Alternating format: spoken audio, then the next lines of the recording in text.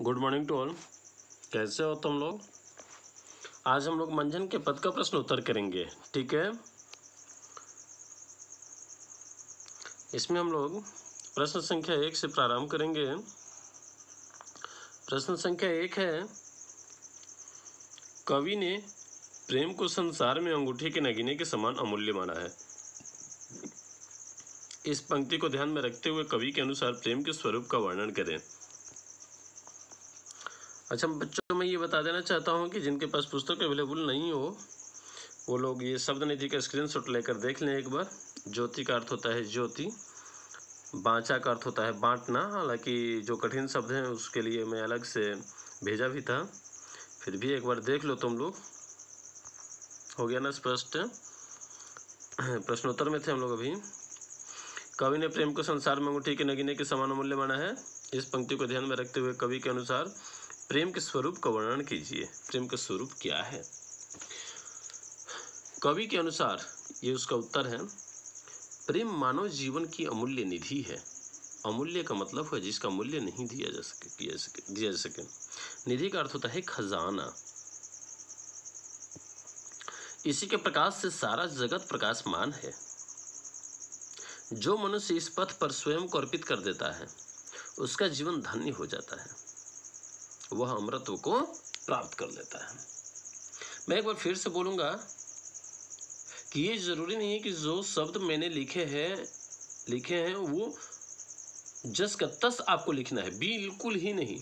आपको अपने शब्दों में लिखना है, लेकिन जो इसका अर्थ होना चाहिए वो प्रश्न के अनुरूप होना चाहिए। प्रश्न के अनुरूप ही आपका काल भी होना चाहिए। अगर प्रश्न भूतकाल में पूछा गया है तो आपका जवाब भी भूतकाल में होना चाहिए। ये ध्यान देना होगा, केवल भूतकाल ही नहीं, वर्तमान भविष्य या जो भी है। अगला प्रश्न है, कवि ने सच्चे प्रेम की क्या कसौटी बताई है? इसका हल होगा, कवि ने सच्चे प्रेम की कसौटी के बारे में कहा है कि जो मनुष्य प्रेम के पथ पर अपने आप को अर्पित कर देता है वह अमर हो जाता है। वह दूसरे के मारने से भी नहीं मरता। अतः सच्चे दिल से मानवता की पूजा करना सच्चे प्रेम की क्या है? कसौटी है। अगला प्रश्न है, प्रेम में गहा विधि पर गटा आवा से कवि ने मनुष्य की किस प्रवृत्ति की ओर संकेत किया है? इसका उत्तर होगा, इस पंक्ति से, हालांकि यहाँ पंक्ति भी आप लिख सकते हैं, कवि ने मनुष्य की आध्यात्मिक प्रवृत्ति की ओर संकेत किया है। किस प्रवृत्ति की ओर? आध्यात्मिक। इसमें आपको बस याद करना है आध्यात्मिक, बाकी शब्द वैसे ही हैं। मैं पहले भी बता चुका हूं कि प्रत्येक प्रश्न के उत्तर में कुछ ही शब्द होते हैं जो पूरे उत्तर को चमकदार बनाते हैं, उत्तर का सटीक अर्थ देते हैं। और जब आप उन शब्दों को याद रख लेंगे, स्मरण में रखेंगे, तो आप निश्चित रूप से उसको हल कर पाएंगे। तो यहां ध्यान देना है आध्यात्मिक शब्द, बाकी आपको रटने की आवश्यकता नहीं है, वो केवल समझने की जरूरत है। कवि के अनुसार प्रेम ही एक ऐसा माध्यम है जिसके द्वारा परमात्मा अर्थात ईश्वर को प्राप्त किया जा सकता है। यह सृष्टि प्रेम का ही फल है। प्रश्न संख्या 3 है,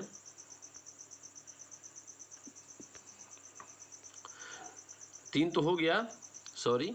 प्रश्न संख्या 4 है, आज मनुष्य ईश्वर को इधर उधर खोजता फिरता है, लेकिन हमारे कवि मंझन जी का मानना है कि जिस मनुष्य ने भी प्रेम को गहराई से जान लिया, स्वयं ईश्वर वहां प्रकट हो जाते हैं।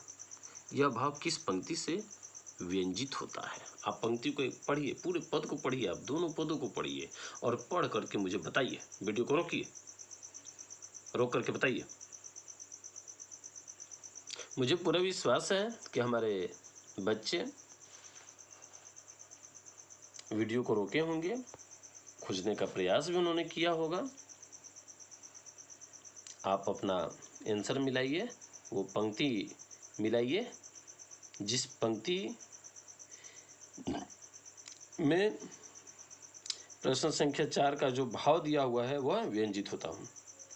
वो है, जो जीव जानहि काल भव प्रेम शरण करिनेम, फिरै दुहु जग काल भव शरण काल जग प्रेम। प्रश्न संख्या 5 है, कवि की मान्यता है कि प्रेम के पथ पर जिसने भी अपना सिर दे दिया वह राजा हो गया। यहाँ सिर देना का अर्थ स्पष्ट कीजिए। तो आप लोग लिखिएगा कि सिर देना एक मुहावरा है जिसका अर्थ होता है समर्पित करना। जब कोई व्यक्ति पूर्ण रूप से समर्पण भाव से या सच्चे हृदय से प्रेम को अपना लेता है, प्रेम के पथ पर अपने आप को अर्पित कर देता है, उसका जीवन धन्य हो जाता है। वह अमरत्व को अमरत्व को प्राप्त हो जाता है। वह किसी के मारने से भी नहीं मरता। वह ईश्वर तुल्य हो जाता है, वह महान हो जाता है। सारा संसार उसे अपनी जैसा ही प्रतीत होने लगता है।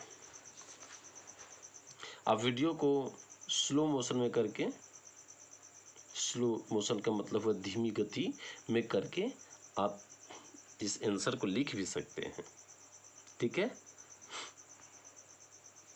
अगला प्रश्न है 6, प्रेम से व्यक्ति के जीवन पर क्या प्रभाव पड़ता है? पठित पदों के आधार पर उत्तर दीजिए। तो आप लिखिएगा कि प्रेम से व्यक्ति के जीवन पर बहुत गहरा प्रभाव पड़ता है। जो प्रेम के पथ पर अपने आप को अर्पित कर देता है वह अमर हो जाता है, अर्थात प्रेम व्यक्ति को अमर बना देता है। जो व्यक्ति अच्छा कर्म करता है उसका यश सृष्टि पर्यंत कायम रहता है।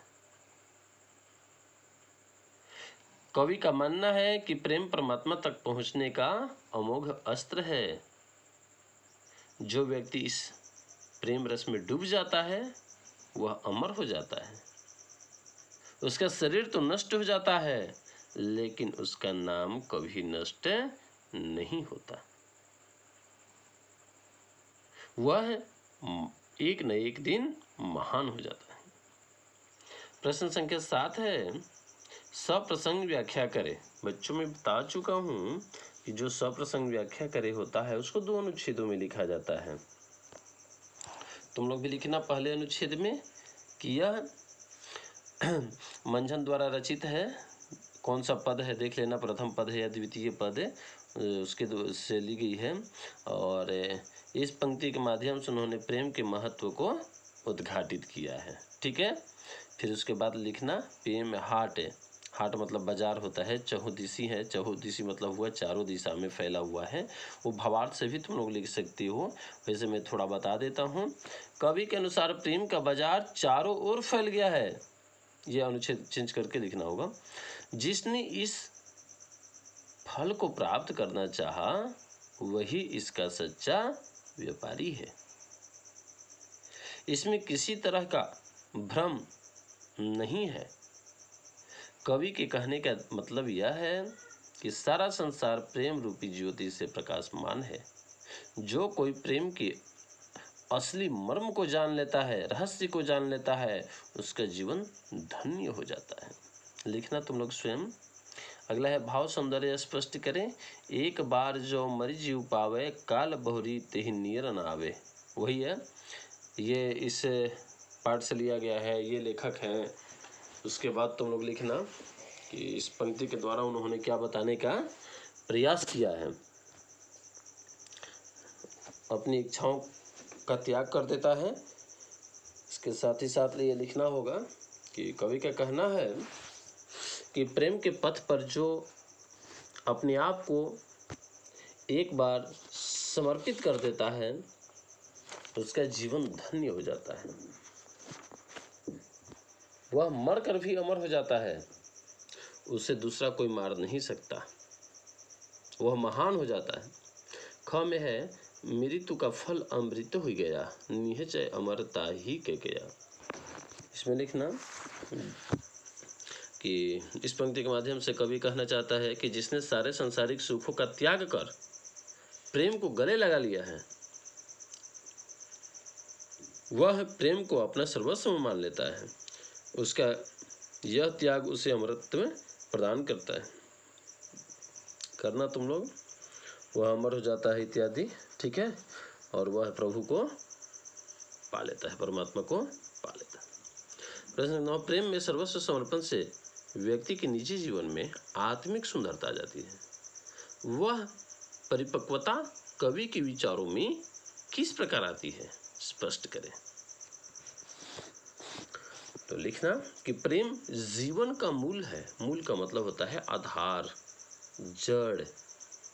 जब कोई मनुष्य सच्चे हृदय से संसार का त्याग कर प्रभु के चरणों में स्वयं को समर्पित कर देता है, उसे एक अद्भुत आनंद की अनुभूति होने लगती है। वह जैसे जैसे प्रभु के प्रेम रस में डूबता जाता है, वैसे वैसे उसके हृदय की दुर्बलताएं क्षीण होने लगती है।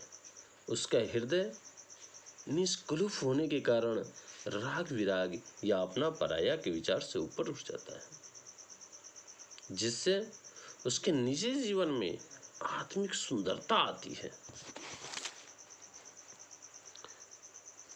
इसमें यह दर्शाना होगा, ठीक है। अगला प्रश्न है, प्रेम की शरण में जाने पर जीव की क्या स्थिति होती है। तो दर्शाना है कि प्रेम की शरण में जाने पर जीव अमरत्व को प्राप्त कर लेता है, ईश्वर उसके रक्षक हो जाते हैं, युग पर्यंत उसका नाम रहता है, इत्यादि लिखना। चलते अब हम लोग भाषा की बात में प्रवाची शब्द लिखे। संसार का तुम लोग जानते ही हो, संसार का क्या हो सकता है, सोचो एक बार।